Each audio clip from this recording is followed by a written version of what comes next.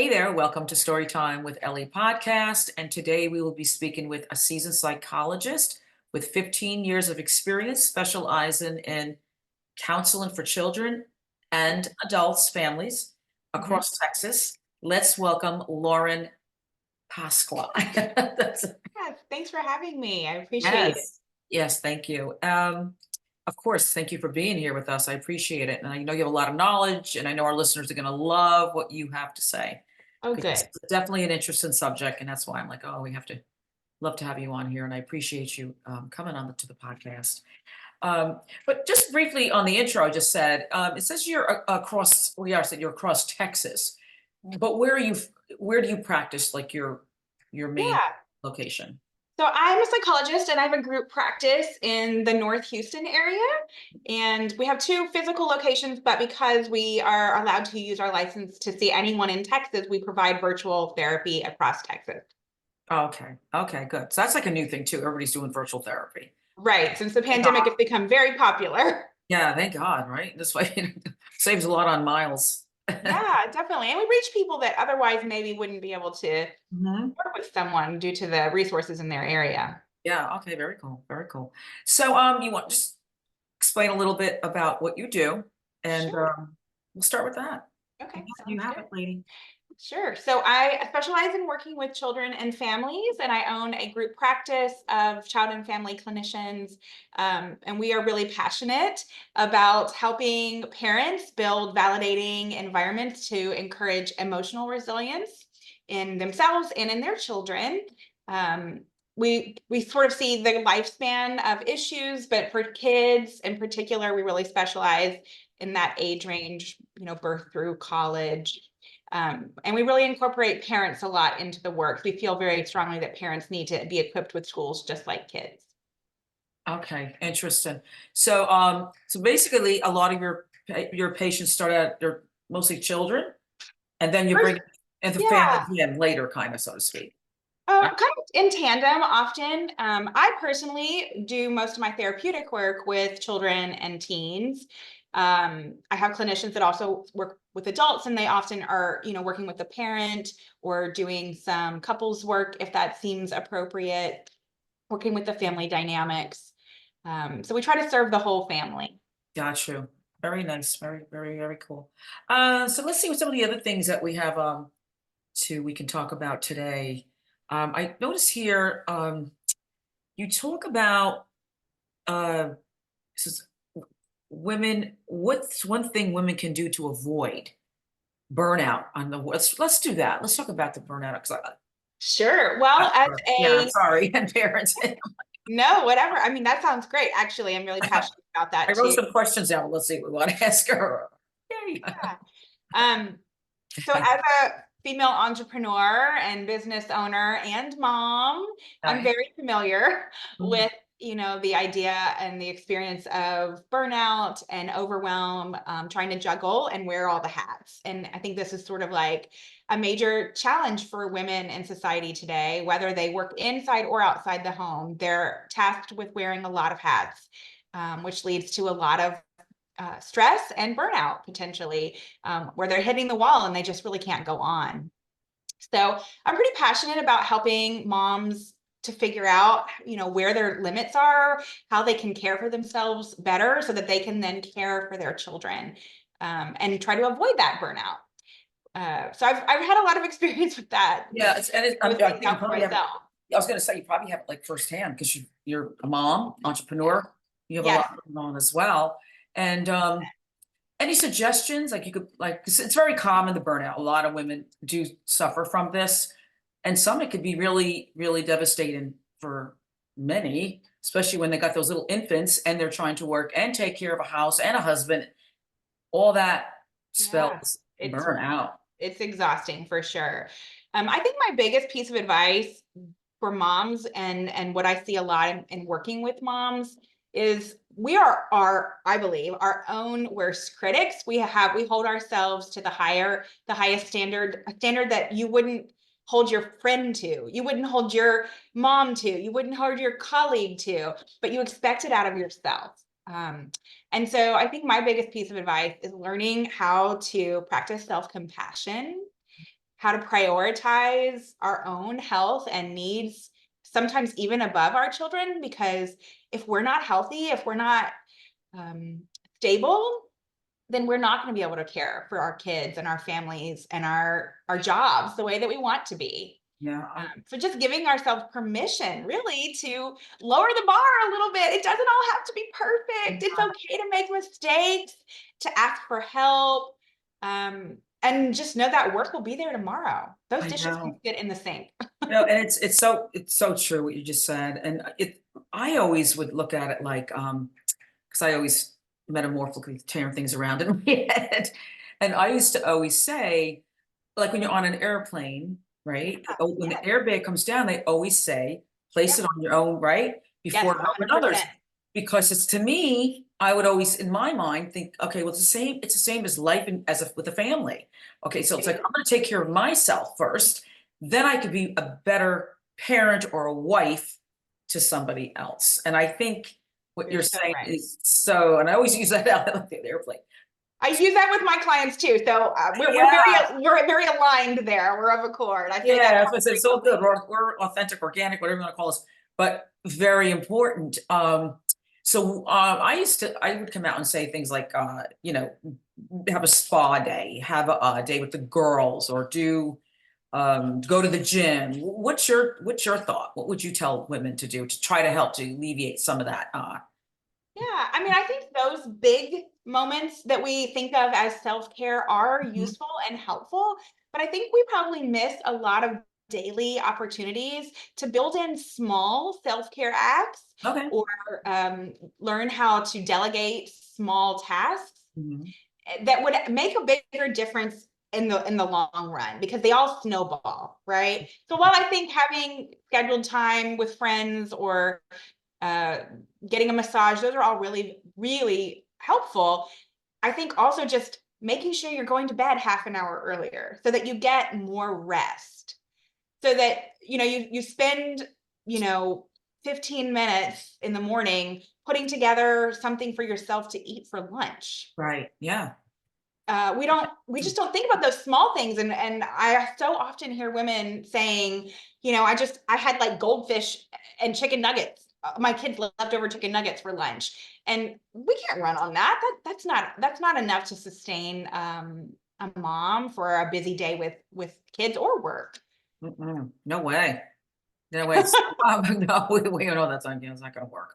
So also, the coaching, what do you also like talk therapy? You also made a comment like talk therapy you feel is not enough. I don't. Yeah. So I'm just trying to pick at something.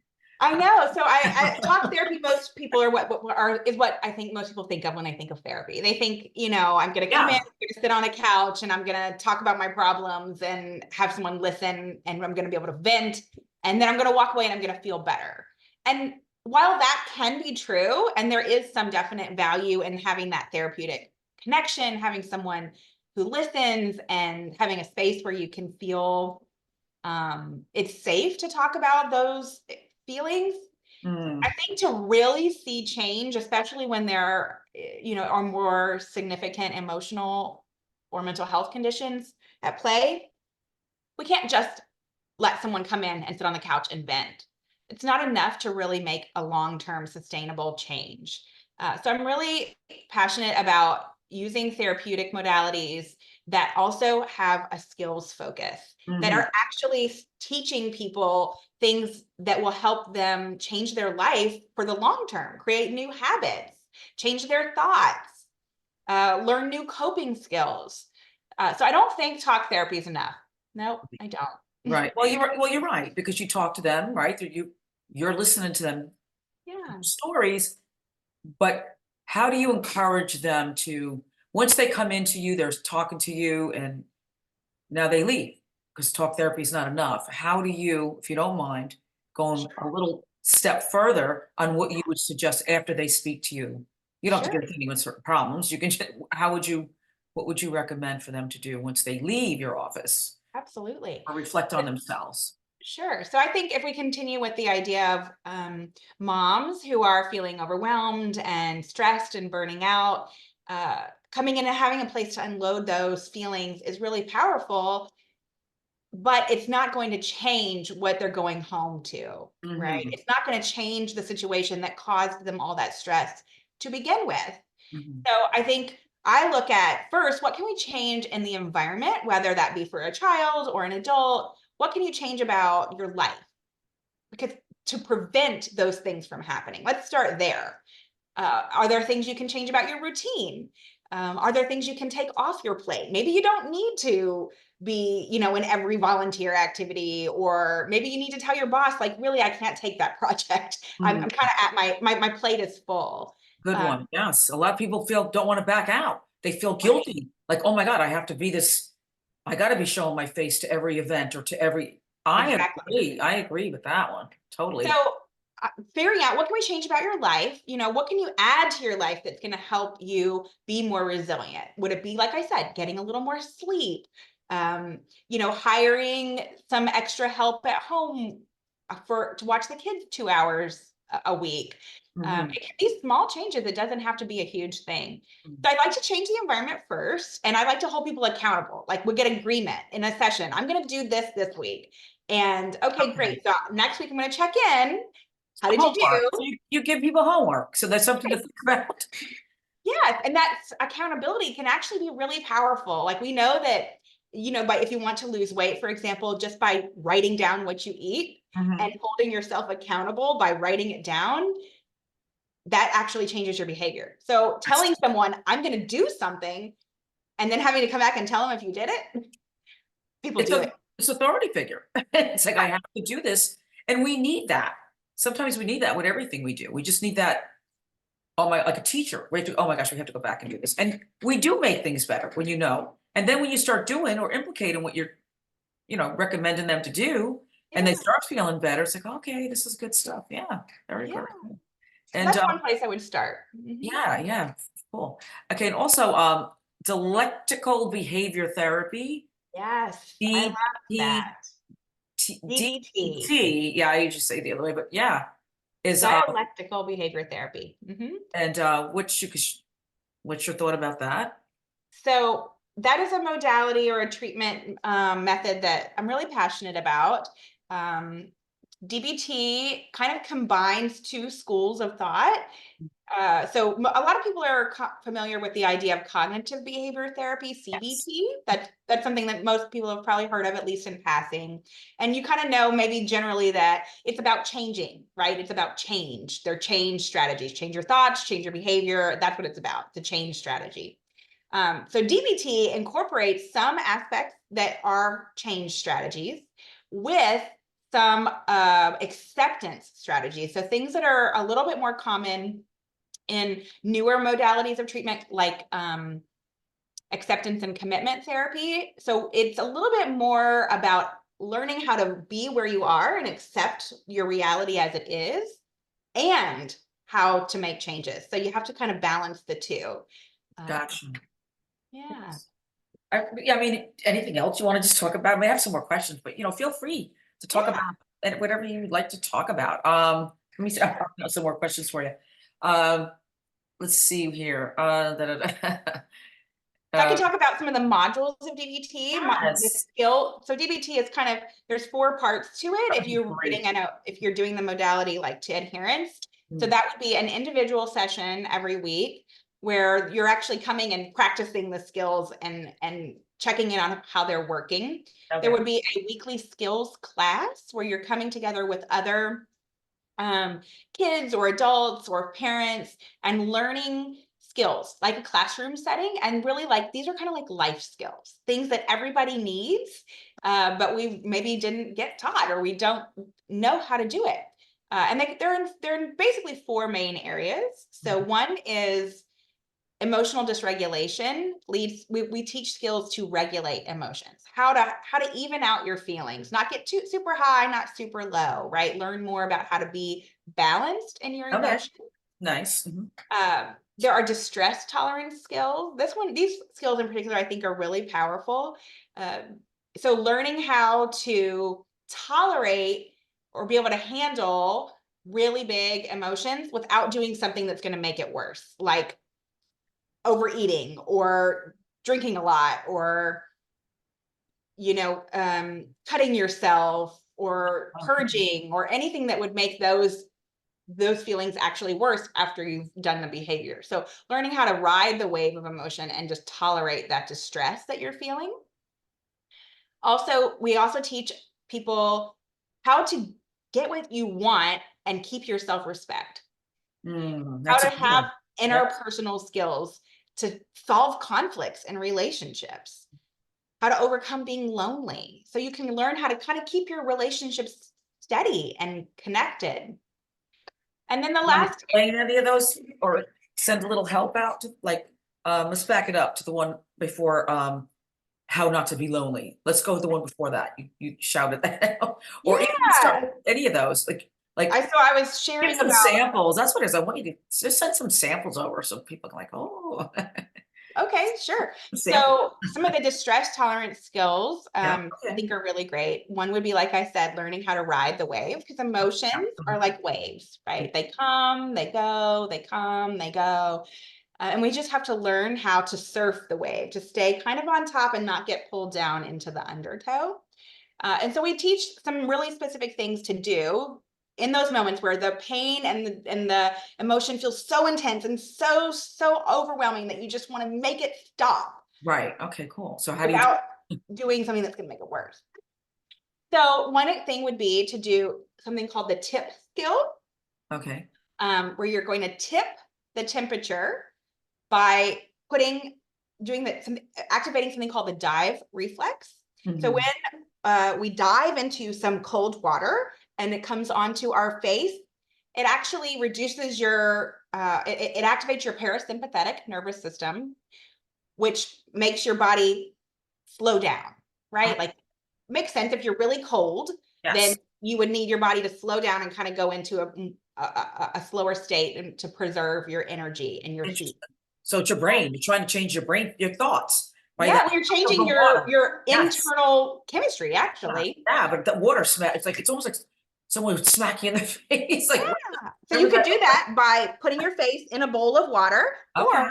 what's even more effective is to have like something frozen. We often use like those gel eye masks, if you know what I mean. Yes. Or even a bag of frozen vegetables would work in a pinch. Put them on And your face.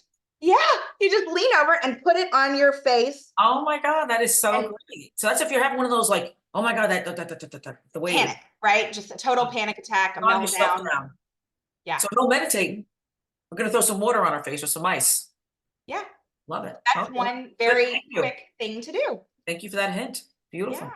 Okay, great. Now the other one you said about what was the next one? You said something about when someone feels lonely. Was that So we teach interpersonal effectiveness skills. okay?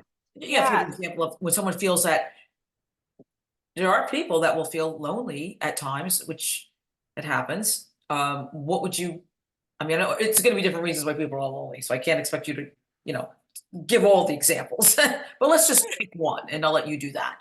You could just Right. pick one example. So we encourage people to make a list of things they can do Mhm. when they are feeling really overwhelmed with loneliness. So, is there a person you can call? Would it help you to turn on the TV just to have that background and feel less alone? Would it help you to get dressed and just go down the street or in your car to Target and walk around and be amongst people? Maybe Perfect. sit at the Yes. coffee shop. Mhm. Um, Getting are out. what? Just get out. Now Exactly. change your scene. I Yes, got you. change your Okay, scenery. Uh-huh. Or nice. be around people, even if you're not necessarily interacting with them. So those would be some small things you could do in those moments of Okay, great. the Great. loneliness. Yeah, nice. Okay, perfect. Now I'll let you continue. Oh, no, that's I good. try to back you up. The last module is one called core mindfulness. Are you Okay. familiar with the term mindfulness? Have you heard that before? I've heard of it, sure. But Yeah, so explain what you're, you know. absolutely. So I think we probably could all agree that in this day and age, most people are not very mindful. We're not very present. We're not very focused on what's happening right now. We're often thinking about something or engaged in some kind of stimulation, whether that be our phone or a Mm, book or anything, right? So we're always doing something. So there's not a lot of time where we're actually just being focused and present in this moment. Not thinking about something that's coming, not thinking about something in the past, just being fully in this moment. Mm. So one of the skill sets that we teach is how to be more mindful and how to do it as a practice, to Mm. incorporate things that you know, would spend time doing every day, training your brain to be more present. Got you. What we find is In that the the more moment, people do it, the in the more, moment. Got yes, you. more in the moment. Be Mhm. more self-aware, aware of yourself, aware of your body, of your feelings, as well as aware of what's going on around you. And would you recommend doing that, like, once a day as, like, a therapy type of thing? Like, 5 minutes a day or 3 minutes a day? Like, I don't wanna say a meditation, don't use that word, but is that what you would recommend your clients to do maybe just to get a grip Yeah. of what's around them and Yes, we do encourage people to practice this like it's an activity, okay. right? Mhm, Um, Throughout their day or their week. mhm, And then it becomes more automatic. mhm. And you don't, they're not, they don't, it doesn't necessarily have to. I think most people think of mindfulness and they think like you're sitting somewhere in a corner by yourself and, with your fingers up and meditating. And Yeah, that's yeah, that's why I didn't wanna do that. Yeah, we don't wanna do that. yeah, I mean, it wouldn't be good if you're, like, in Starbucks or somewhere or, you're but sitting this actually, it is, well, this I is wouldn't something you stand can there do anywhere. yes, of course you can, but what you know what I mean? You're not gonna, yeah, stand there with your Yeah, fingers doing that meditation, but I get you. yeah. Yeah, perfect. I got you, I So got you. mindfulness you can do anywhere. You can be Mindfulness, just okay. take a moment and notice, observe, what am I feeling in my body? Mhm, What do I smell? What do I see? What do I hear? Taste? Kind of going, that's a really easy mindfulness practice to go through the five sensations mhm. and just kind of really take all of those things in wherever you are. I mean, you could be at Starbucks. That would work. Yeah, yeah, I didn't want you saying we don't wanna sit there and hold our hands up, but it's actually a very good, to do that. Mindfulness is also, it opens up your mind to things that I don't wanna use psychic, I don't wanna get into that, but it does open up your mind to answers. Yes. Get into that zone, right? And Mhm. then think of some questions that are maybe nagging at you or bothering you. It kinda almost gives you the answers. Yes. So Well, it that's gives what you the space to yes. think about it, Yeah, right? yeah, and it kinda helps you. Perfect, I like that. Never used the word mindfulness, so yay, I like that one. Yeah, you learn something new every day. We do. What are some of the teen behavior problems that people may come in with teens, and how do you address some of those dealing Sure. with Yeah, I'd be children? happy That to makes talk sense. about that. So a lot of times parents contact us and they are very worried about their teen. They're very worried about whatever their teen is doing or not doing. And they have a lot of fear and anxiety that something is really wrong. So one of the things that I think can be helpful is for us to help them see where some of the behaviors they're worried about might be within normal limits for a teen, Mm, and what things are really, really outside of that that definitely would call for professional help. So I think we can all agree that as teens, we were just maybe not so interested in our parents. If you can remember back to when you were a teen, you're probably a lot more concerned about what was going on socially with your friends. Spent a lot of time, maybe extra time in your room or alone doing things separate from your family. mhm. Looking in the mirror, doing selfies now is kind of the thing that wasn't so much the thing when I was young, but sure, we took pictures and things like that. Um, and I think those are really within normal limits. While sometimes parents are really worried, like my teen is always in their room. They never come downstairs and talk to us. If that's the only issue, that's not so bad. Right. It's when we add in other behaviors that we might be more concerned. So if the teen is really isolating in their room to the point which they aren't willing to go to school, or they are engaging in things online that are not safe, or they're sending out nudes or spending a lot of time online, maybe playing on video games, those might be more concerning behaviors. Mm, Um, if the teen is, starting to feel really depressed to the point where it's difficult for them to even get dressed or get out of bed, they just want to lay in bed all day, I might be more concerned. mm, If they're describing feeling so much anxiety that they're actually like having panic attacks or completely avoiding social interaction altogether, it would mhm, be concerning. mhm. So really things that go way beyond the typical normal teen journey of becoming more independent and having interests outside of the family. I would say those are the main things that we would be concerned about. Just refusing to go to school, being aggressive, any kind of binging or purging, obviously those would be of concern as well. Yes, totally, totally, totally. I get that. And wow, yeah. Trying to think of some other things that happened with some of the kids that I had people talk to me about. Oh, And I'm sure they talk to you about a lot of things. oh my goodness, yes. One was I remember a mom was trying to get her child to do more athletically because Okay. she was very athletic and she kept saying, I don't understand. She don't want to do this. She don't want to do that. And to me, it's more like you cannot force the child to be you. I mean, that's kind of like, Right. brainer. Yeah. But how do you bring the parents when the parents come into you, they may even have similar problems or questions for you like this. How would you Absolutely. address that if they come in saying that they're not doing this? And a lot of times it's probably just the parents' perception, maybe. I don't want to blame us because I'm we're parents. And how do you diffuse that?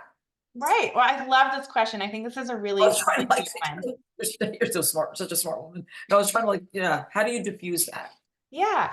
So what I think you're kind of talking about two things that I see a lot with parents, that they often come in and they want to change something about their teen or their child. They want something to be different, whether they want them to do some more of something or less of something. Those are usually, they want something to be different. And then I also think I'm hearing maybe there could be a values difference between mom and daughter. Right. Mom really values maybe team sports or athletics. Like that was really something that helped her feel really good about herself as a young woman. And she has a really strong value for that and thinks that that would be something that would be healthy and good for her daughter. But perhaps that's not the same value that the child holds, right? The teen might value something different. She might be more, I don't know, artistic or creative and not have the same interest in athletic activities. Right, so the parents should just accept whatever the child as long as it's not harming anybody, right? No one's getting hurt. It may not be your first priority, you would want the child to do, but Right.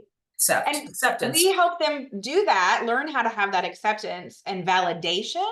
And we teach it as a skill because I really think a lot of people don't know how to walk the middle path in parenting. We get very polarized where the kids over here and the parents over here and they have very different viewpoints and they think they're both right and the other person's wrong. Yeah, Um, yeah. and so we try to help parents and teens and kids come together and see each other's perspective. That dialectical word that's part of DBT, it actually means um, that two things can both be true at the same time. Mhm. So being able to hold the idea that mom really thinks that sports are important and maybe sports are important. And the daughter holds the idea that sports are not as important for her. They're both right. Neither one is wrong, Mm, but they just don't see each other's perspectives. mhm. I got you. So what else Yeah, would you like to share with us today about your practice? If you'd like to, you know, sure. talk about whatever you think. Um, well, one of the things I think that again, I want to kind of come back to is this idea of parents learning how to walk the middle path and learning how to find a balanced approach to parenting that Perfect. incorporates both being firm and flexible, having structure and teaching autonomy. Um, because what I really think is happening with the world is that we're all becoming less resilient, where we can't, it's more and more difficult for us as a society to tolerate stress or change or difficulties. I agree. And I think overall we're becoming more and more overwhelmed by all of the difficulties that are, happening in the world. And it seems like there's new ones all the time, Yes. There's which always can be something very happening. exhausting. There's always something going on. It's crazy. I know it does seem like that, right? And so I think one of the things that can be really powerful is for parents to learn how to teach resilience, how to be more resilient, how to Mm, help their kids be more resilient. Because and not have to worry so much about what is going on with this generation, right? Maybe Oh there's something gosh. wrong with my kid. I mean, I think it depends a lot on the scenario that we're describing. I do think the things that are different in this generation that probably were not as similar in previous generations are that kids are experiencing a lot more stress, that we are Which we didn't yeah, have years our ago. kids are very scheduled, where there was a lot less scheduled activities in previous generations. They're being exposed to a lot more stimulation. There's TV and social media and internet. It's constantly available. Mhm. Um, and that I think really emphasizes perfection and creates this need or this worry that I'm not good enough because there's a lot of comparison happening. Um, as parents, I think we as a generation have become more fearful of something happening to our children, and often as a result do some bubble wrapping Okay, and yes. kind of protect what we think is protecting them, or kind of overseeing every little thing. And while it sounds good in theory, what I think this is actually doing, what has actually happened is that we are taking away kids' resilience, their natural ability to solve their own problems, Okay, that's to what that's tolerate when things don't go well. right. And you're always seeing that. No, I agree with that, and that's probably what I was trying to say in a layman's Yeah, term. Um, and you see a lot of that even on, like, social media jokes all the time, like one I just saw the other day was a school bus, snow all around it. I mean, this is how you went to school in snowstorms, and today it's a snowflake and they close the school. exactly. So I know Right. it's again a funny comparison, but yeah, we were just, we were tough growing up. There was no, I mean, I don't know, maybe we all have mental problems, but I think we all did okay. Where I, today, everything is so different. it is. I think people, are coming at this with good intentions, Mm, right? I don't I think like the any bubble parent wrap. I like the wakes bubble up and thinks, I'm trying to screw up my kid. wrap. Yeah, you're right.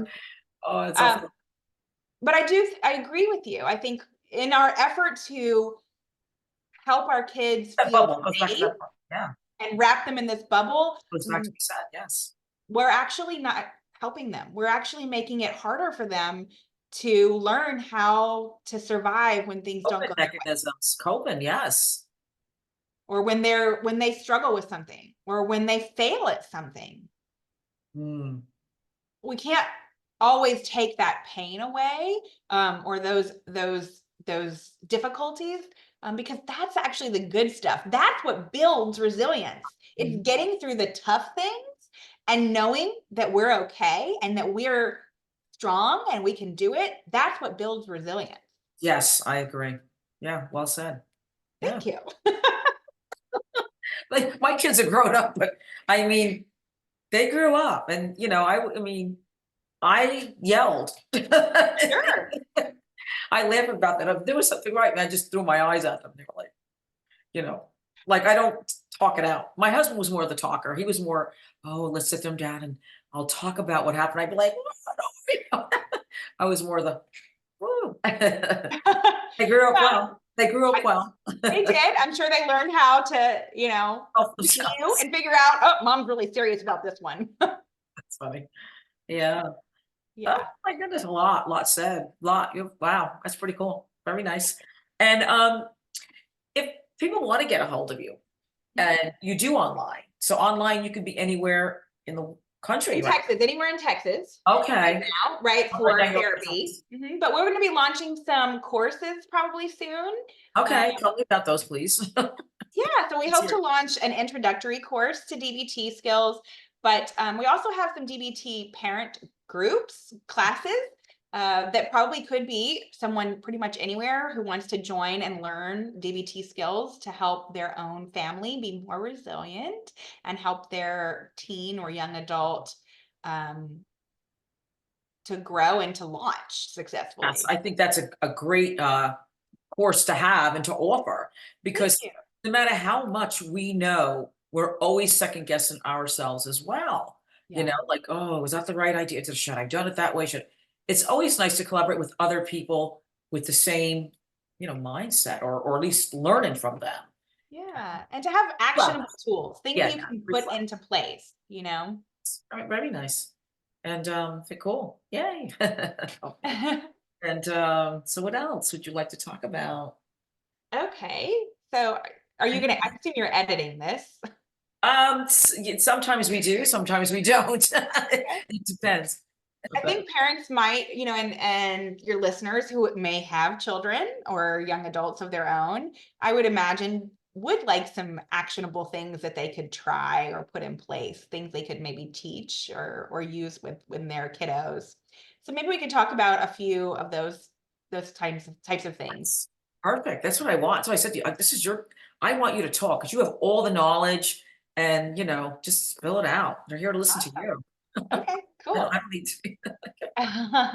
Yeah, by the way. um, Okay.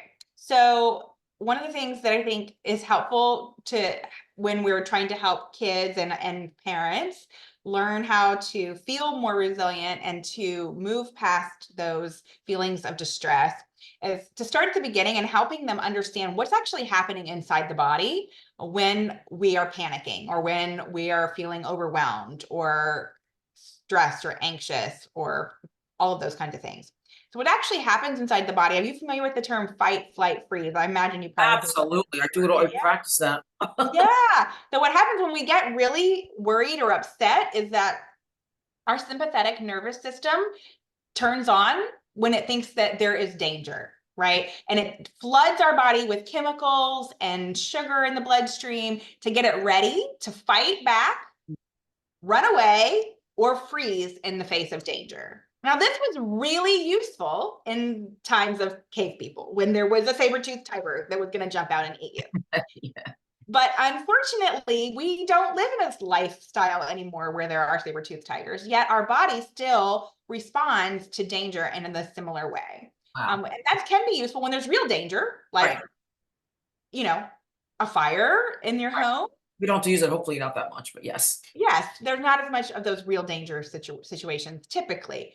Um, Instead, what happens with anxiety or stress is that our body somehow begins to misinterpret something that could be kind of even benign as danger. So Hmm. somebody frowning might mean danger to a kid or an adult with social anxiety. They Oh, see that frown as really like a knife coming at them. And it can activate that sympathetic nervous system. They go into fight, flight, freeze response and are just really panicking. That's a panic attack. yes. All right. So we have to help figure out, well, how do we turn that off, right? What do we do in those moments, or how do we avoid those situations to start with? So there's a few different things we can do. So one is just because that nervous system gets activated, it doesn't actually mean that we have to continue panicking. Because once we begin to realize, oh, I'm feeling kind of shaky, or I'm noticing that my stomach is hurting or my heart's pounding, we can change how we think about the situation.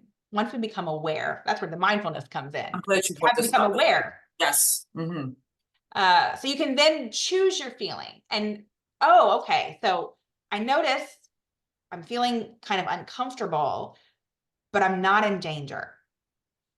And by telling ourselves these things and changing our thoughts, it actually changes our chemistry. So that those responses can go away and you can suddenly feel a lot calmer. That's just one example.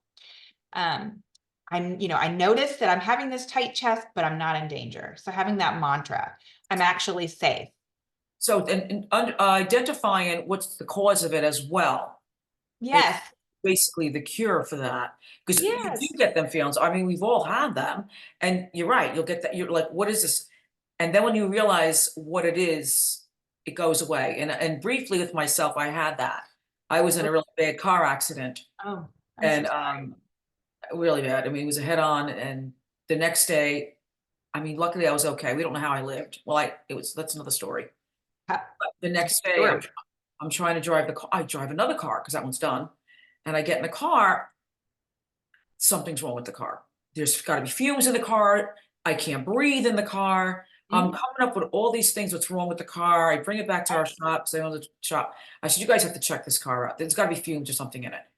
Mhm. Nothing's wrong with the car." I go to my doctor because my breathing's bothering me. 2 days later, my doctor looks at me, he says, "It's anxiety." Yeah.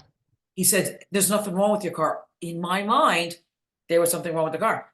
So how I cured that is just exactly what you're saying. When I had gotten the car, when I start feeling this coming over me, I'm like, "It's nothing. It's Yep. nothing." And I'm telling you, what you just said, I'm telling you, I snapped right out of it. That's And amazing. eventually, I had no more of this anxiety in the car, but I'm blaming the cars. I was like, "There's fumes or something going on. I'm gonna die." But it was a mental thing from that accident caused anxiety. But Yeah, once there I it was realized triggering your memories of that trigger, event. yeah, the trigger of what causes it. Figuring the trigger of what causes the anxiety is the cure. I was fine once I had realized what it was. So It's yeah. amazing how powerful your brain is and how your Yeah, mind yeah. Yeah, totally. That was great. That was great, it great. has control of your body. Yeah, totally. Well, I'm glad you walked away and that you lived. That sounds like it was a Yeah. very scary experience. I know we wouldn't be this podcast. No, I know. I don't think so. But No. you were your own therapist in that situation. It seems like once you realized that it was something you could control and you could change, you Yeah. you It was stopped it. I actually do, I know it sounds crazy, but I actually do relationship therapy and divorce therapy. So and Oh, I've done cognitive therapy too. So I know a little, not as much as you know at all, nothing like you. I'm the rough version of it, but yeah. so I think also there's other strategies you could use. So figuring out, are there any holes in your thoughts? Are you thinking something that maybe isn't really rational or logical? This is really common, like I said, in social anxiety, where we might have a tendency to really worry that someone is judging us.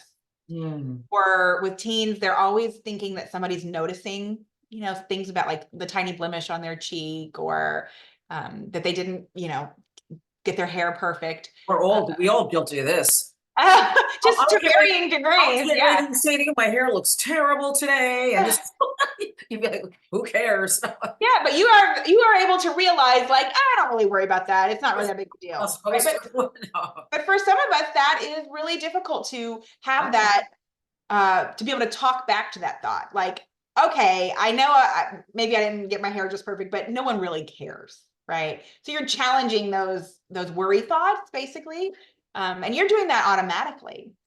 But for people with social anxiety, that's really difficult to do. That they're often not even aware that maybe there's something not rational about that thought, and really become very fixated on the idea that someone is going to judge them or they're going to reject them. How do they help with that? What would you suggest for that to help people get through that? Yeah, so one might be challenging those thoughts, right? Like you were describing, being able to recognize and say, like, okay, how likely is it that someone's really going to be paying attention to this tiny little blemish on my cheek?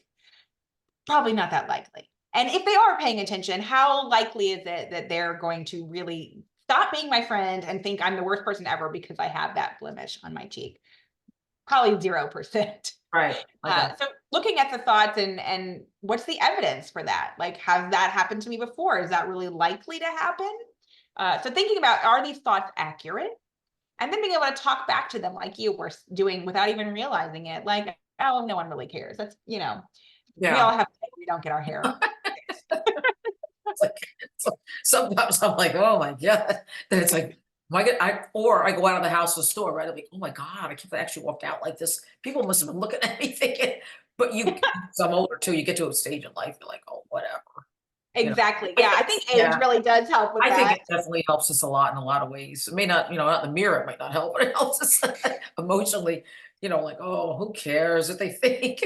100%. I love that I am much older, and at this point, that doesn't matter to me. Like, I am who I am. Yeah, absolutely. I agree. Yeah, it is what it is. We move But I think on. that's really hard for teens. They're really, really concerned about what other people think as they're trying to find their way and who they are. I can remember being worried about that as a teen.